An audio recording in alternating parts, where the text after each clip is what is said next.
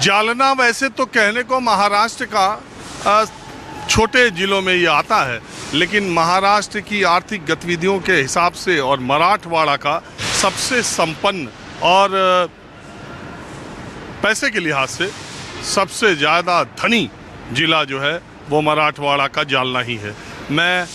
आप मेरे पीछे आप ये देख रहे हैं TMT सरिया। ये TMT सरिया जो मकानों को बनाने में, कंस्ट्रक्शन में यूज़ होती है, ये तो आप देख रहे हैं कितने बड़े पैमाने पर।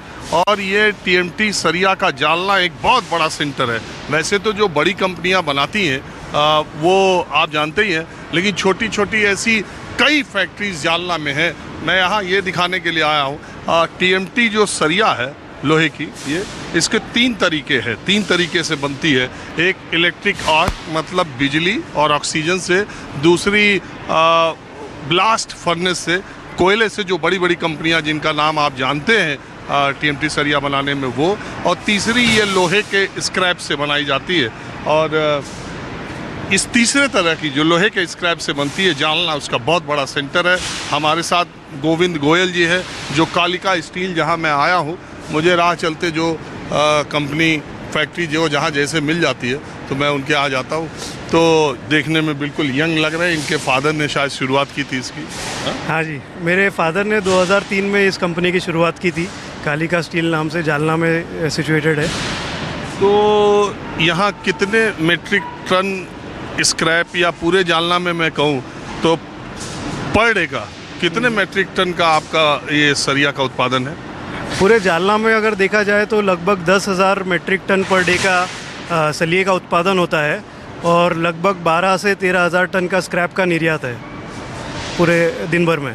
तो ये पूरे महाराष्ट्र में TMT सरिया के या स्टील के मामले में आप लोगों का जालना का कौन सा स्थान आता है? जालना अगर देखें TMT बनाने में तो ये इंडिया में सबसे बड़ा है, ना कि महाराष्ट्र में बल्कि इंडिया में सबसे बड़ा सेंटर माना जाता है कि जालना में जितना सलिया यहाँ बनता है वो पूरे इंडिया में इतना कहीं नहीं बनता है। तो ये इतना छोटा शहर है, इतना बड़ा उद्योग यहाँ आने का, वो स्क्रैप यहाँ आने का क्या कैसे ये डेवलप हुआ, कुछ इसके बारे में बताएंगे? जी बिल्कुल। तो यहाँ पर पहले से ही जालना बहुत छोटा शहर है, लेकिन यहाँ पर एंटरप्रेन्योर्स काफ़ी ज़्यादा है, जिसे बिज़नेस मेंटालिटी हम कहते हैं। तो बिज़नेस में जुड़े रहने से यहाँ पे बहुत बड़ा इकोसिस्टम डेवलप हो गया, जिससे स्क्रैप का निर्यात बहुत ज़्यादा आने लग गया। शुरुआत में बहुत अच्छी इंडस्ट्रीज़ यहाँ पे आ गई। मैं महाराष्ट्र तो कई बार आया, लेकिन जालना तक आया नहीं था। और मुझे पक्का यकीन है कि मेरा जो आज कार्यक्रम लोग देख रहे होंगे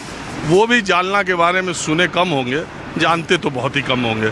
लेकिन मुझे आने के बाद जब यहाँ पता चला कि आप लोगों की एक कंपनियों में 800 1,000 लोग काम कर रहे हैं। हाँ बिल्कुल, हमारे कंपनी में 1000 लोग के आसपास काम कर रहे हैं, डायरेक्टली इनडायरेक्टली। तो मैं जैसे कि बोल रहा था कि यहाँ पर हमारे पास ना स्क्रैप है, ना हमारा मार्केट है कि हमको सलिया बेचना भी होता है तो पूना, बॉम्बे जैसे शहरों में जाना पड़ता है। तो पहले से ही हमारे को पैसे बचाने की जो एक नीड थी वो ज़्यादा थी।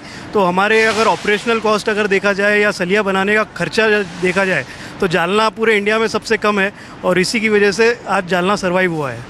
चलिए, बहुत बहुत धन्यवाद गोविंद जी।